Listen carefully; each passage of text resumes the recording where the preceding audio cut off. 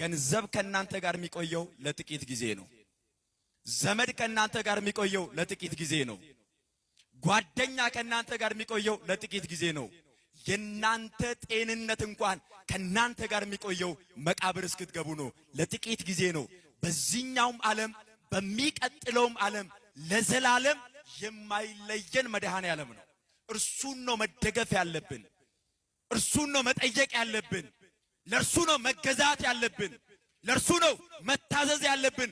ሁል ጊዜ መከራ ቢመጣ፣ ፈተና ቢመጣ፣ ስቃይ ቢመጣ፣ ሐዘን ቢመጣ ከሰማይ በታች የትኛውም ነገር በሕይወታችን ቢያጋጥመን ቶሎ ብለን ማስተዋል የሚገባን እግዚአብሔር ከኔ ጋር ነው፣ አልፈዋለሁ። ማን ከኔ ጋር ነው?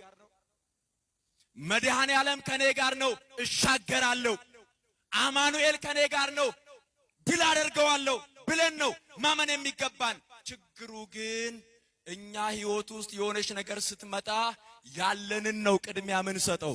ገንዘብ ያለው ሰው በገንዘቡ የሚያሸንፍ ይመስለዋል። ስልጣን ያለው በስልጣኑ የሚሻገር ይመስለዋል። ዘመድ ያለው በዘመዱ የሚያልፈው ይመስለዋል። ገንዘብም ስልጣንም ዕውቀትም ብልሃትም ጉልበትም ኃይልም አላፊ ጠፊ ነው። ለዘላለም የሚያሻግር ማን ብቻ ነው? ክብርና ምስጋና ለስሙ ይሁን። አመስግኑት እግዚአብሔርን። ሕይወት በመካከላቸው ሳለ ስለ ሞት ይጨነቁ ነበር። በጣም ፈሩ፣ ተነገጡ። ከዚያ በኋላ ጌታ ሆይ አሉት። ጌታ ሆይ፣ ያው ቀኑን ሙሉ እየሰበከ ነው የዋለው፣ ቀኑን ሙሉ እያስተማረ ነው የዋለው። ደክሞታል፣ አንቀላፋ፣ ተኛ። ከዚያ በኋላ መጡና ጌታ ሆይ ስንጠፋ አይገድህምን? ልንሞት ነው፣ ልንጠፋ ነው። ውሃ ወደ ታንኳይቱ ሊገባ ነው። እባክህን አድነን፣ በሞትና በሕይወት መካከል ያለነው ታደገን አሉት። መለመናቸውም አንድ ነገር ነው። እየሰማችሁ ነው አይደለ? እስኪ እንለምነው እግዚአብሔርን። አሁን መረዳት ያቃተን ትልቁ ነገር እግዚአብሔር አባታችን ነው። እግዚአብሔር ምናችን ነው? እንደ አባትነቱ ያደርግልናል። እንጠይቅኛ ስለ ጸሎት ባስተማረበት ክፍል የቅዱስ ማቴዎስ ወንጌል ምዕራፍ 7 ላይ ጌታችን ኢየሱስ ክርስቶስ ቀድሞ ካስተማረ በኋላ ለምኑ ይሰጣችሁማል፣ ፈልጉ ታገኙማላችሁ፣ መዝጊያንም አንኳኩ ይከፈትላችሁማል እያለ እያስተማረ ቆየና ከዚያ በምሳሌ ደግሞ ነገራቸው። እንደዚህ አለ፣ ከናንተ መካከል አለ ልጁ አሳ ቢለምነው ለልጁ አሳውን በመስጠት ፈንታ አሳውን ትቶ ለልጁ እባብ የሚሰጥ ወላጅ አለ ወይ አለ። አረ በስመ አብ! የለም። እነሱ ያው የሚመገቡት አሳ ስለሆነ አሳ ነው። እስራኤል አካባቢ ባህር ዳርቻ የሚኖሩ ናቸው። በሚያውቁት ነው የነገራቸው። እስኪ እኛ ጋር እናምጣውና የምናውቀውን እናስገባ።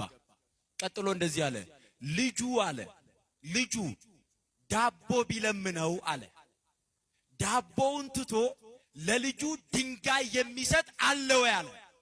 አረ የለም አሉት። ዳቦ ለጠየቀ እንጀራ ለጠየቀ ልጅ እንጀራ ይሰጠዋል። ደግሞ ለዚህ ዘመን ልጅ ተለምኖ ነው የሚሰጠው እኮ። ትምህርት ቤት ሲላክ በጣም ተለምኖ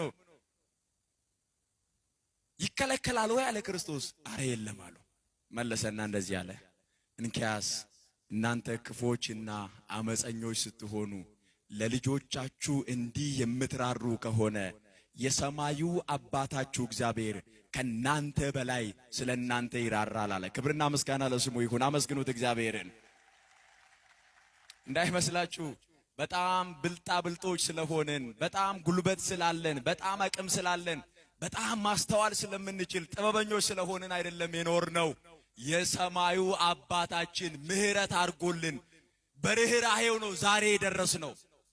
ስለዚህ እናንተ ለልጆቻችሁ እንዲህ የምትራሩ ከሆነ አለ ለልጆቻችሁ የምትጨነቁ የምታስቡ ከሆነ ያውም አመፀኞች ሆናችሁ፣ ያውም ኃጢአተኞች ሆናችሁ፣ ያውም ክፋት ሞልቶባችሁ፣ ነገር ግን ለልጆቻችሁ የምትራሩ ከሆነ የሰማዩ አባታችሁ ከናንተ በላይ ስለናንተ ያስባል፣ ደግሞ ይራራላችኋል። እውነት ነው።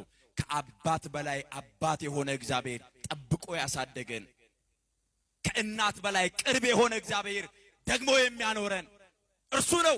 ቸርነቱ የበዛ ርህራሄው የበዛ ምህረቱ የበዛ ይቅርታው የበዛ አባትነቱ የበዛ በክንዱ አቅፎ ከብዙ ሞት ከብዙ ነፋስ ከብዙ ስቃይ ከብዙ ፈተና የጠበቀን እርሱ ነው። እርሱ እረኛችን ሆኖ እንጂ አናልፈውም። ለዛሬም አንበቃም ነበረ። ብዙ ታሪክ አለ በሕይወታችን ውስጥ ያሳለፍናቸው። ማናሻገረን ማናሳለፈን ማለዚያ በቃን እግዚአብሔር። ስለዚህ እንለምነው። አይገድህም ወይ አሉት። ተነሳና ንፋሱን እንደዚህ ያለው፣ ንፋሱን አውሎውን ባህሩን እንደዚህ ያለ ዝም በል አለ። እስኪ ዝም በል በሉ። ቀጠለና ደግሞ ንፋሱን ጸጥ በል አለ።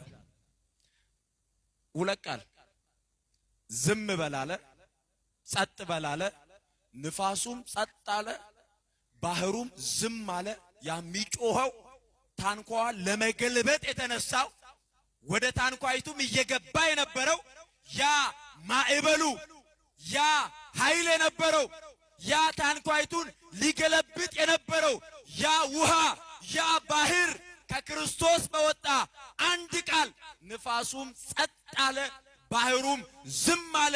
ደግሞም ይላል ታላቅ ጸጥታ ሆነ ይላል። ምን አይነት ጸጥታ ሆነ? ታላቅ ጸጥታ ሆነ። ከዚያ በኋላ ፈሩ፣ ደነገጡ።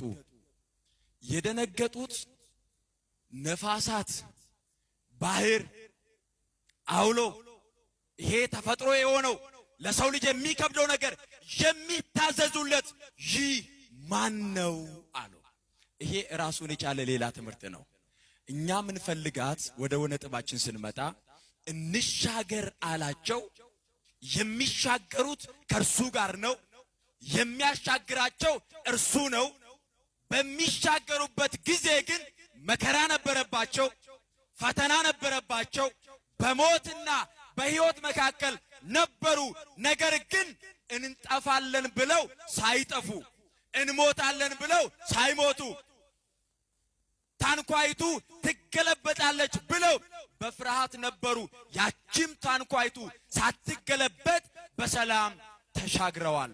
አሁን እኛ እንሻገር ካልን የምንሻገረው ወዴት ነው ስንል 3 ነጥቦችን አንስቼ ትምህርቴን ተቀልላለሁ። የመጀመሪያው ወደ ተስፋ እንሻገር። ወደ ምን